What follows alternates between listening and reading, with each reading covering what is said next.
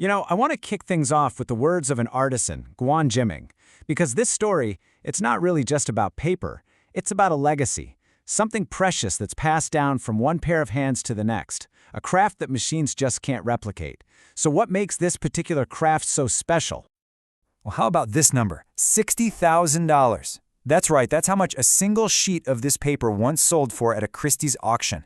So how in the world does something that starts its life as simple straw become a treasure worth more than a brand new car? Okay, let's get into it.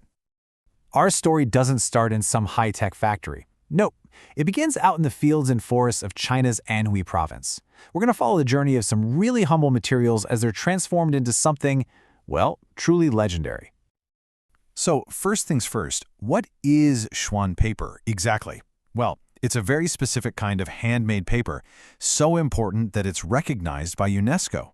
And its soul, its entire essence, really just comes down to two core ingredients: the bark from a local tree and, believe it or not, ordinary rice straw. And this is where the magic really starts.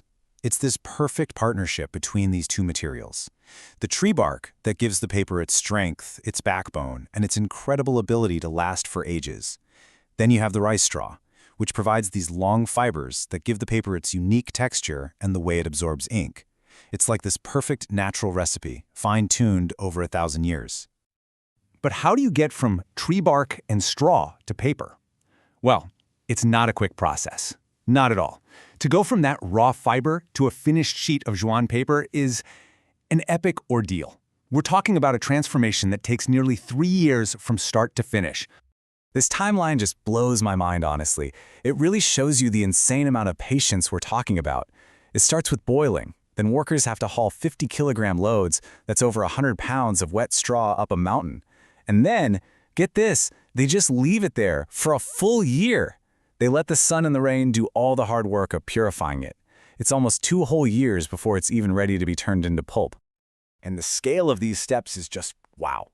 Can you imagine a cauldron holding 5,000 kilograms of straw, boiling for up to 8 hours straight?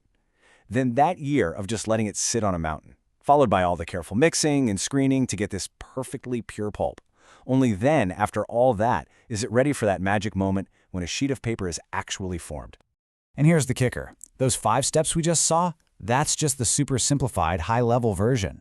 The entire traditional process actually involves 108 distinct procedures. 108. It's this unbelievably complex dance of actions just to create a single batch of paper. But, all that process, all 108 of those steps, they would mean absolutely nothing without the human element. This is where the paper's destiny is truly forged, in the hands of master artisans.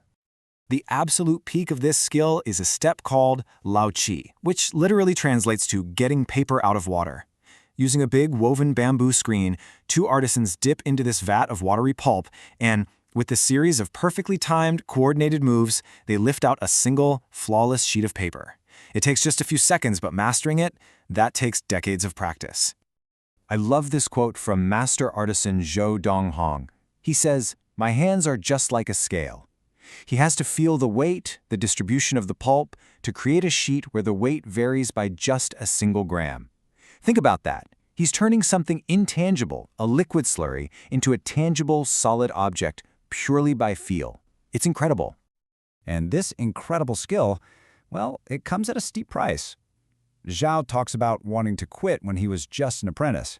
Every winter, his hands would be covered in painful sores, chilblains, from the cold water, with his skin constantly peeling off. That's dedication on a whole other level.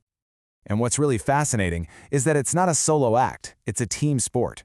These artisans work in groups of 5, and their paycheck is directly tied to the quality of what they make together. If a single sheet has a tiny flaw, the entire group doesn't get paid for it. Talk about high stakes. It creates this unspoken bond of trust and mutual understanding. So after 3 long years of nature doing its thing and the tireless work of these artisans, a sheet of paper is finally born. But its journey is just getting started. Now it has to fulfill its destiny as the ultimate canvas for masterpieces. So why this paper? What makes it so sought after by artists? For one, it has this amazing ability to show every little subtle shade of ink. But the real showstopper? Its longevity. This stuff is naturally insect-resistant and can last for over a millennium without falling apart. 1,000 years. There's this great Chinese proverb that just says it all. Xuan paper and artists are just like fish and water. One can't really live up to its full potential without the other.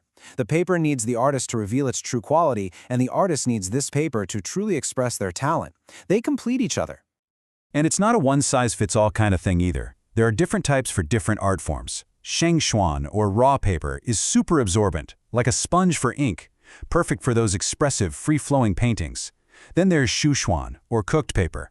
It's treated to be way less absorbent, so it's ideal for super detailed work with precise, fine lines. And of course, there's a version right in the middle. So, you have this ancient, 1,000-year-old craft. How on earth does something like this survive in our fast-paced digital world? Well, it hasn't exactly been a smooth ride, but its story of survival is pretty remarkable. I mean, just look at this. The rise of industrial papermaking, the internet.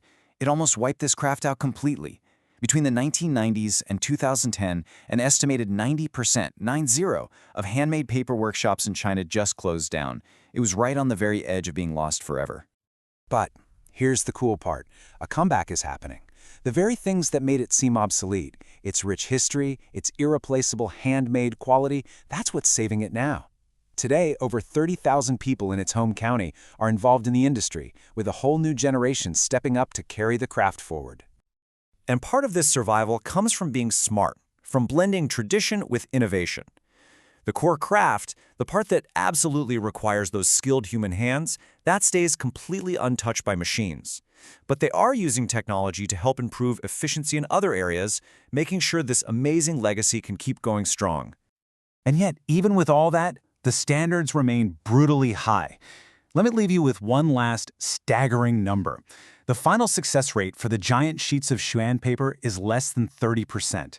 That means over 2/3 of the paper that completes this 3-year journey gets rejected because it's not absolutely perfectly flawless.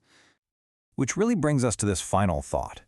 We live in this world of fleeting digital files, of things that can vanish with a corrupted hard drive or a forgotten password. So what's the real value of an object made from straw and bark that's meticulously crafted by hand with the sole purpose of lasting for a millennium? It's really something to think about.